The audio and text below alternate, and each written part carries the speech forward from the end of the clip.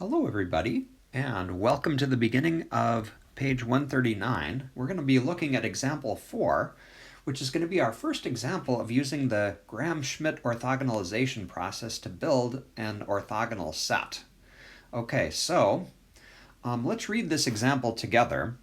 So they're starting us off with just a linearly independent subset of R4, okay, and they'd like us to replace that linearly independent set with a set that's orthogonal that spans the same space as that. That's the idea of Gram-Schmidt orthogonalization.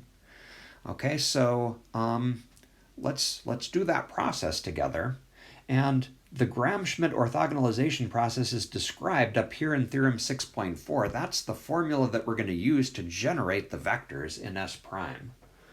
Okay, so again, kind of how this works. We sort of described it on the previous page. We start out by making our first vector in this set that we're building equal to the first vector in the set that we're starting with. Okay, it might help just to label these vectors. We'll call them W1, W2, and W3. That's the set that we started with. Okay, that third one's W3. Okay, we're going to try to build three new vectors, V1, V2, and V3. Okay, the basis step is to make V1 equal to W1, just the same vector that we started with in S. Okay, so 1, -1, 0, and 1.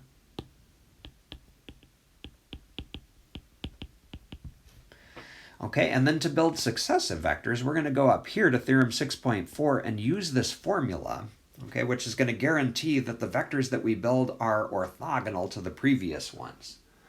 Okay, so for example, to build V2, okay, we're going to be using this formula with k equals 2. Notice that if we do that, if k is 2, this k minus 1 is just going to be 1.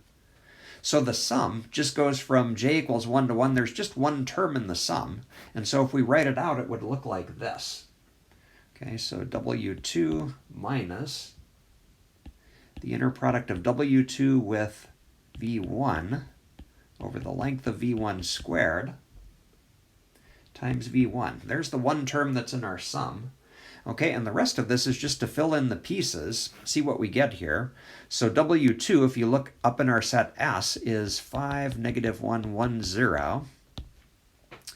Okay, and then we need to take the inner product of W2 with V1. Where are those two vectors? Okay, well, W2 is sitting here, and V1 is sitting here. So if you take the dot product of those vectors, I'll let you confirm that you're just going to get 5 plus 1 if you do that. Okay, let's use the same color here. Okay, and down in the denominator is the length of V1 squared. So remember, we're just taking this vector V1, taking the ordinary Euclidean length, the square root of the sum of the squares of all the components. That's going to give us a square root of 3, and we're squaring it, times V1. Okay, do a little simplification here. And let's see, what do we get here? So notice that that coefficient is going to be 6 over 3. That just collapses down to 2. Okay, and if you do the subtraction there, you're going to get, well, let's write it all out here.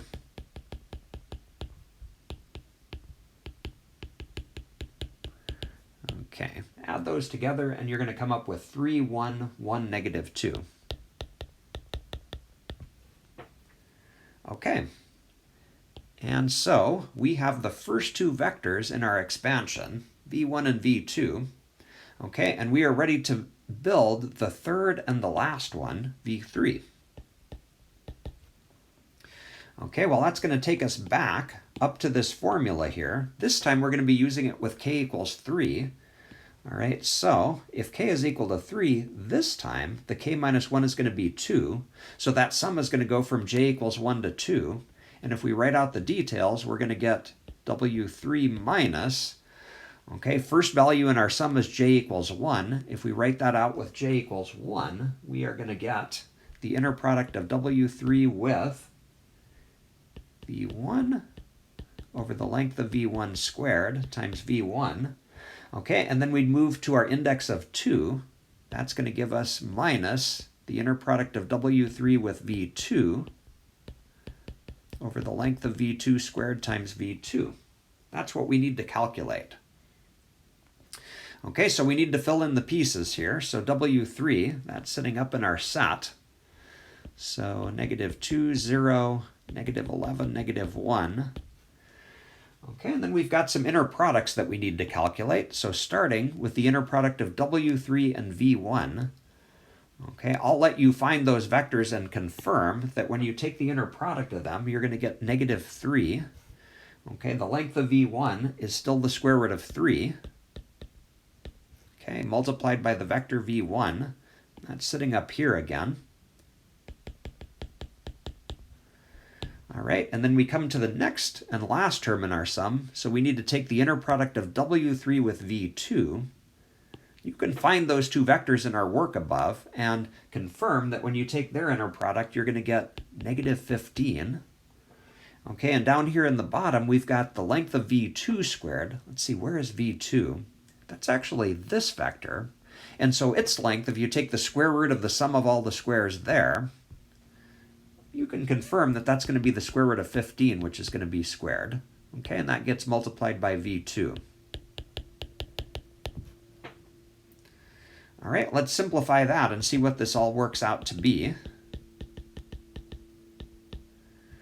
Okay, so let's maybe analyze these two coefficients. So we've got a -3 over the square root of 3 squared. Turns out that's a nice number. That's just going to be -1. And what about this guy here? -15 over 15, that's also going to be a -1. Okay, so we're kind of fortunate with the numbers here. So we've got a minus a -1 as a plus. 1, -1, 0, 1. Okay, another minus a -1 turns that into a plus 3, 1, 1, -2. And then we just need to add all of those up, and we're going to come up with our V3. So 2, 0, -10, 2 it looks like. You can check my arithmetic and just make sure that that's correct. Okay, so we have calculated our vectors v1 through v3. Let's go ahead and state the first part of our answer here. So S prime, this orthogonal set that we're building should be 1, -1, 0, 1, 3, 1, 1, -2, and 2, 0, -10, -2. Okay, and let's just reassess. What properties should this set have? Well, it should be an orthogonal set, number one. You can confirm that by just taking the dot product of any two things in this set and confirming that it's 0, and it should span the same space that the set S that we started with, as those are the two properties that this S prime should have. Okay, but we're not quite done with this problem. There was one other part to this. Okay, this last sentence up here. They wanted us to find an orthonormal basis for the subspace V equals span of S. Okay, well, I'd like to first convince you that S prime already almost does the job. Okay, it's going to span V. Okay, it's going to be a basis for V that's orthogonal. I'm going to just give a brief argument to show that down here. Okay, starts with the observation that S prime is linearly independent. Why is that? Well, it's linearly independent because the vectors in it are orthogonal. We're really using Theorem 6.3 Corollary 2. You can look back at that. Okay, because that's a linearly independent set and it spans the vector space V, it's got to be a basis for V, which means that the dimension of our vector space V is 3. So that confirms that both S and S prime are actually bases for V.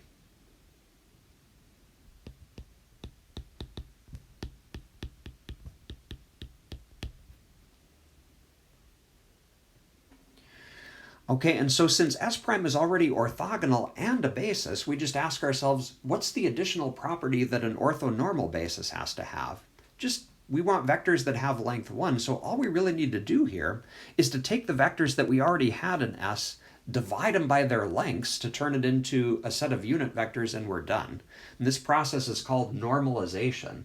So we'll just make the observation here that S prime is already orthogonal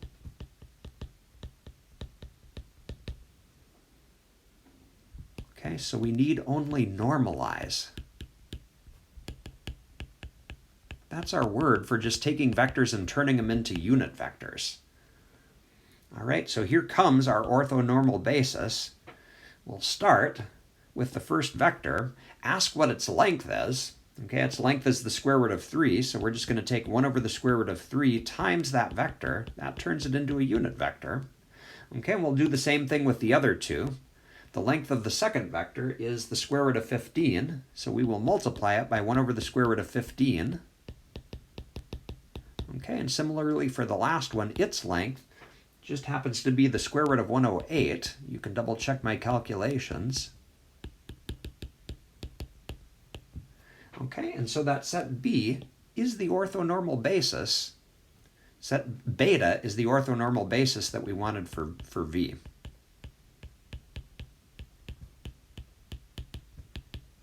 Okay, and we are done.